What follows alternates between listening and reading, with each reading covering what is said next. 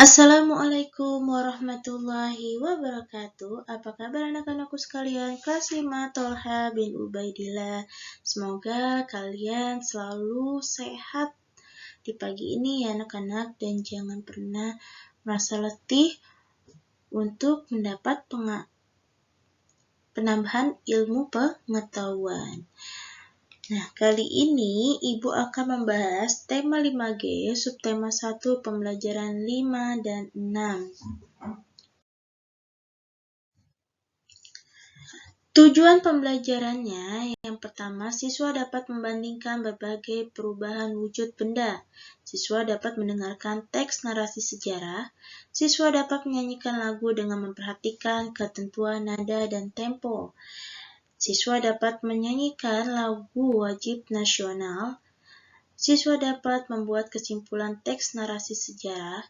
Siswa dapat menjelaskan sikap menghadapi keragaman dalam kehidupan sehari-hari. Baik anak-anak, bisa kalian buka ya di halaman 31 dan 32. Di sini ada IPA. IPA membandingkan berbagai perubahan wujud benda. Pelepasan kalor dari benda ke lingkungan dapat dikatakan bahwa benda mengalami pendinginan. Contohnya, perubahan wujud benda yang mengalami perubahan melepas kalor antara lain membeku, mengembun, dan mendeposisi atau mengkristal. Nah, arti dari membeku adalah proses perubahan wujud dari cair menjadi padat yang disebabkan oleh proses pendinginan. Contohnya, air yang dimasukkan ke freezer lama-kelamaan akan berubah menjadi es. Yang kedua, proses pembuatan dari nira kelapa menjadi gula merah. Kemudian, arti dari mengembun. Mengembun ini adalah peristiwa perubahan wujud dari benda gas menjadi benda cair. Contohnya, terbentuknya titik-titik air atau embun di pagi hari pada dedaunan. Yang kedua, terbentuknya titik-titik air pada dinding gelas yang berisi air dingin. Yang terakhir ini adalah mendeposisi atau mengkristal. Ini adalah pengertiannya adalah peristiwa perubahan wujud dari benda gas menjadi benda padat. Contohnya, seperti pembentukan salju awan dari uap air. Yang kedua, pembentukan kristal es di dedaunan pada musim dingin di negara tropis. Nah, di sini ada di halaman 32, bisa nanti kalian kerjakan ya anak-anak prosesnya. Jika kalian tidak paham, tidak diisi dahulu juga tidak apa-apa ya, di halaman 32 yang paling bawah nanti saat kita tatap muka kita bahas bersama-sama.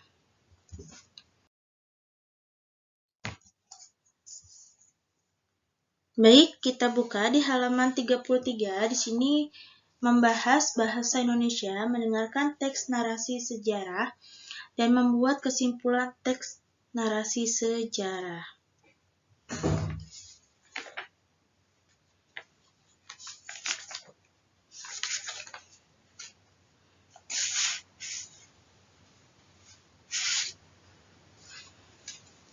Bangsa Indonesia menjajah Indonesia selama kurang lebih 350 tahun. Melalui Perjanjian Kalijati pada tanggal 8 Maret 1942, Belanda menyerahkan wilayah jajahan Indonesia tanpa syarat kepada Jepang. Nah, ini bisa kalian buka ya di halaman 38.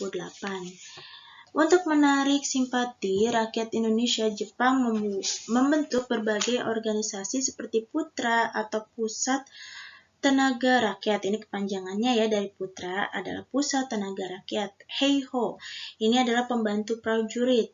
Dan Peta, kepanjangannya dari Pembela Tanah Air.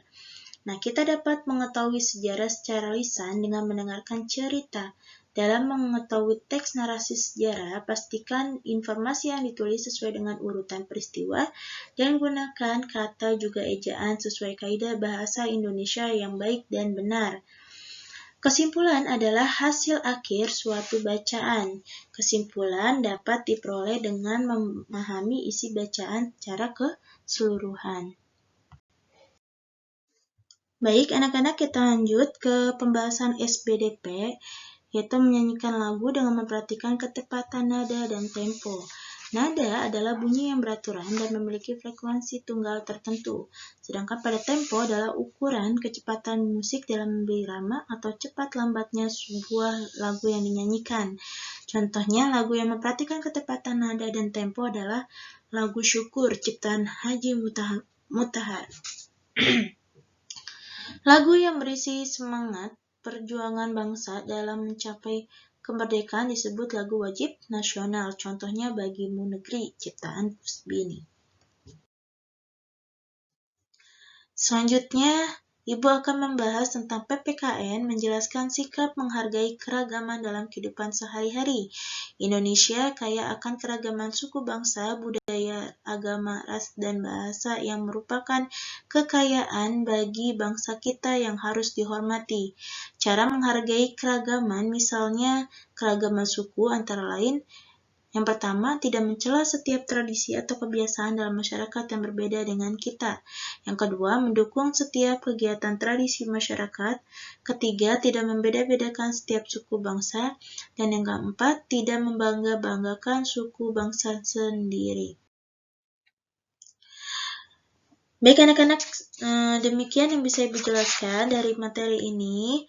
Nah, kalian kerjakan buku tematik kalian di halaman 32, 33, 34, 35, 36, 38, 40, dan 42. Nah, kalau misalkan kalian tidak paham dalam mengerjakannya, boleh dilewatin terlebih dahulu. Nanti kita akan bahas saat kita bertatap muka. Akhir kata, mohon maaf apabila Ibu ada kesalahan dalam menyampaikan materinya. Wabillahi taufiq wal hidayah. Wassalamualaikum warahmatullahi wabarakatuh.